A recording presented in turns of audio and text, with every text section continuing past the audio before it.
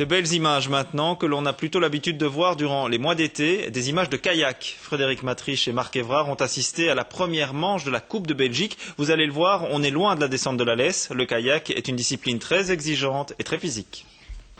C'est un peu comme une descente slalom à ski.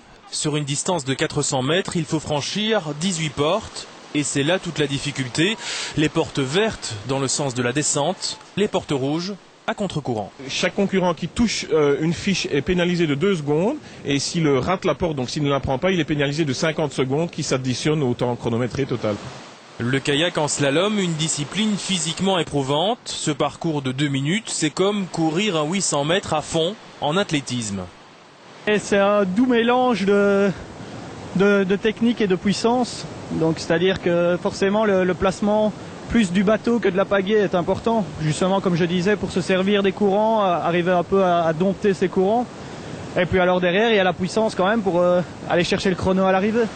Les exploits de Jean-Pierre Burny, 4 fois champion du monde de vitesse, remontent à 1979. Depuis, le kayak chez nous est un peu tombé dans l'oubli. Il est peu probable qu'on ait en slalom quelqu'un aux Jeux Olympiques. Par contre, en vitesse, il y a déjà 2 Belges qui se sont qualifiés. Donc, ils iront, c'est certain. Et il est possible que d'autres personnes en vitesse se qualifient. Il faut bien sûr aimer l'eau et parfois boire la tasse. Il y a toujours un petit risque, mais à partir du moment où on fait ça consciemment, je pense que c'est pas dangereux. Non. La Coupe de Belgique se joue en 6 manches. C'est un Allemand qui remporte celle d'aujourd'hui. Le Liégeois Olivier Makils termine 2e.